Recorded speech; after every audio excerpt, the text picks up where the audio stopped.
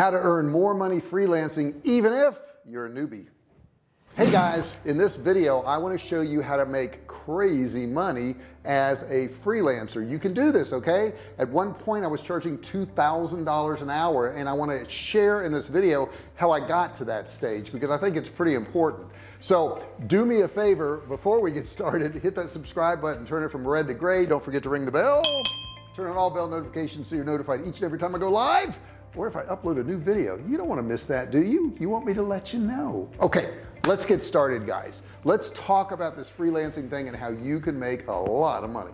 Okay, who's gonna hire you? People are gonna hire you because they have confidence in you. It's kind of funny. I kind of fell into doing consulting and freelancing because I started a business. I started a survival food company, which is Survival K Food. I'll put it on the screen right there. And we were very successful. Matter of fact, we were so successful we did millions and millions of dollars, and we still do. We're bigger than ever right now, and that was actually 12 years ago. So I've been doing this stuff for 12 years. It doesn't happen overnight, but I'm going to give you some shortcuts on how you can start charging a lot of money right up front, things that I didn't even know. Now, when I started my business, it did really well, and people were saying to me, hey, can I pick your brain? Can I have coffee with you? Can I learn something from you? Because I was making a lot of money online, they wanted to learn too. Somebody finally pulled me aside and said, don't let them pick your brain until they pick their credit card. They should be paying you for this. So I actually came up with some courses, but I want to walk you through how I got from actually $495 a month is what I was charging initially, went up to $2,000 an hour, and I want to give you all the steps that I did and the steps that you can do to make yourself more valuable. Are you ready? All right, let's get started. Number one thing is pick a niche. Pick a niche. Don't be a freelancer for everything. Now, when I started doing some freelance work and consulting, I had one thing that I did, and it was how to teach people how to start, run, and grow online businesses. I didn't teach you how to do a brick and mortar one. I didn't teach you how to do SEO or any of those other things. I taught you how to start, run, and grow online businesses, and that's what people paid me for. So having that specialized niche is really important, and the more specialized you can be, the better off you are. Let's say you're building websites, but you decide that you're going to build websites, you're going to be a freelancer for that, but you're going to build recipe websites that integrate with YouTube. I mean, that's pretty specialized, but the people that want recipe websites that integrate with YouTube are going to be willing to pay you a lot of money because that's very specialized, and you're probably pretty good at it. So number one is have a specified niche, something that's very specific, and you can always charge more when you're very specific. Number two, get really clear and specific about what your services are. I think this is the big thing that I see with freelancers is that, yeah, I want to work and I want to charge somebody $25 an hour or $50 an hour, and I'll do pretty much anything they want me to do because I know all about digital marketing and I know about websites and all that. Bull, okay? A really good person, a really good freelancer, a really good consultant is very good at specific things. And not only that, they let people know up front what services they're going to provide and what they're going to charge for those services. So if somebody wanted us to manage one of their websites, and I don't do that anymore, but if somebody wanted us to manage one of their websites, we would let them know that they could have 3 phone calls a month with us at 1 hour long. They could exchange 10 emails with us, and we would do 4 hours of work on their site or whatever it was. We were very specific, and we had particular packages. And that's something else I would tell you to do is say have a basic package, have a middle package, and have a top-end package. I had a friend who was in real estate, and he was consulting with people on real estate and investing and that type of thing, and he had done a course, and it was a good course, and this particular course sold for $495. And I said, is that the only course you have? And he says, yes. I said, well, you need to have a upgraded version that's $995 and then a top-end platinum one that's $2195. So he says, yeah, that's a great idea. I think I'll do that. So he offered that next level and then the premium level, and he had a bunch of people buy the premium level, which was $2195, and he was just offering $495. He says, I've got a problem. I said, what's that? He says, I haven't developed that yet. I just wanted to see if anybody would pay it. The answer is yes, they'll pay it. If you offer it, there's going to be somebody that'll pay it, and you're going to get more clients also, even on the lower end, because they're going to see that your value is very, very high. Don't offer just one price, and be specific about what you offer and what they're going to get. Number three, define your ideal client. man, I can't impress this upon you enough. There's nothing worse than working for somebody that you don't want to work for. Okay, you probably quit your job to work online because you didn't like working for somebody. So you want to get real defined about who you want to work with. When I was taking on freelance clients, they had to have already had a business established, they had to have good credit, they had to have been making X number of dollars a month, because I knew if I had a client like that that's already making money online, they're doing well, I knew they would put forth the effort. But if I take on somebody who doesn't have much money, who's got money problems, they're going to be trying to negotiate with me, and if they haven't really succeeded at doing anything online yet, they probably will be lazy and they won't do anything online. They'll expect me to do all the work for them. So I got very specific. I had very specific numbers. Matter of fact, they had to actually fill out a questionnaire to see if I would even speak to them about working with them. Pretty specific, right? But that worked really well. And I really think these questionnaires are super important, so you can find out something about your client up front, but more importantly, so you can decide what client you want to take on.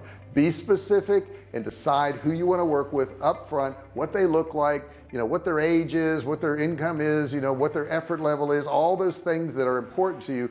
Make sure you decide up front who you want to work with.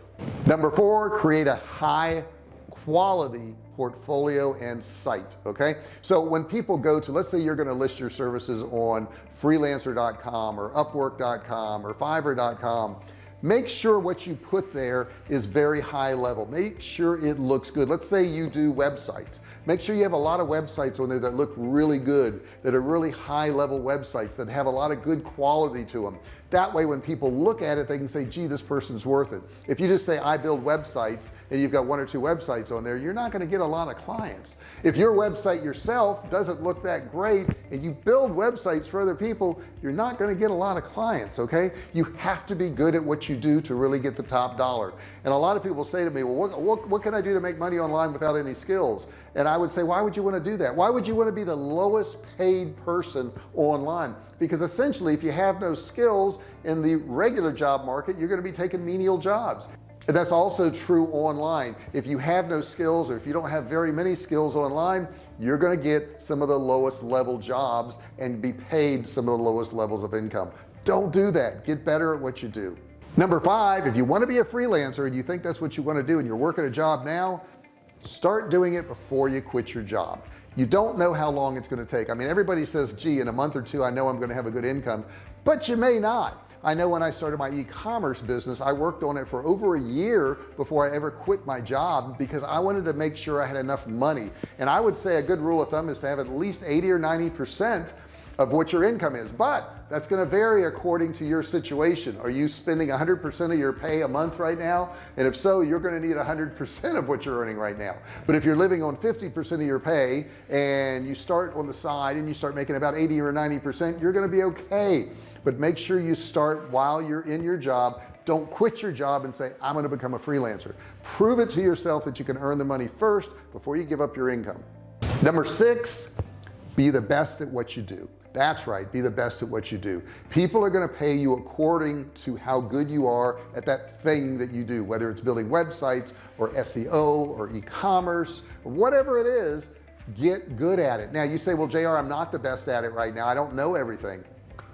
Here's what you could do. You could learn more things. You personally could take more courses. You personally could work harder. You personally could try out your new ad system before you sell your ad system to somebody else. You personally could become a better, more valuable person. Anybody can learn more. Anybody can learn more. If you've got average intelligence, you could certainly learn more. And I would suggest you know more than your competition. If you know more than your competition, guess what you can do? You can charge more than your competition. When people came to me and wanted to learn how to sell products online, I could say, yeah, we've done $100,000 a day in products. Okay, we've done 6 figures a day in products, and we do millions of dollars a year, and I've been around for 12 years, and my product's a national brand. When I can say stuff like that, people are going to be like, yeah, I want to hire that guy, because he obviously knows what he's doing. In the beginning, I didn't know any of it. I had to learn it. Okay, I didn't know anything 12 years ago when I got started, and I don't know how many years it's going to be when you actually watch this video, but 12 years ago when I got started, I didn't know much. I didn't know what to do. I had to teach myself. I had to learn these things, and that's what I would suggest to you. Get better at whatever you do so that you can charge the top dollar. Okay, so I've walked you through it. There's plenty of places that you can become a freelancer. It's a great thing to do. Okay, if this is in your head and this is what you want to do, man, I'm telling you, it's a great thing. And the better you get at it, the more referrals you'll have.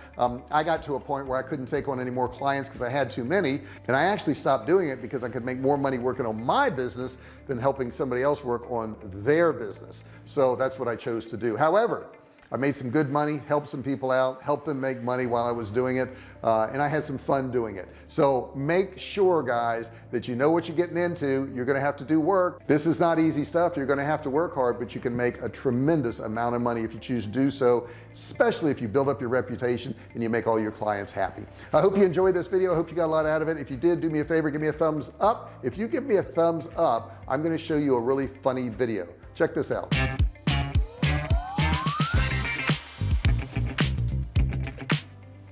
Now you got to admit that's some funny stuff, right? Now you owe me a thumbs up. Give me a thumbs up, and you also owe me subscribe to the channel if you want to hear more of this, and don't forget to ring the bell, turn on all bell notifications so you're notified each and every time I go live or if I upload a video. Guys, thank you so much for watching this video. I really appreciate it, and I'll see you in the next one.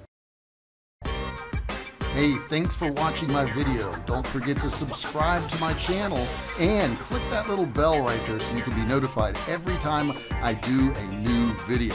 Also, click on one of those videos there. Keep watching on my channel.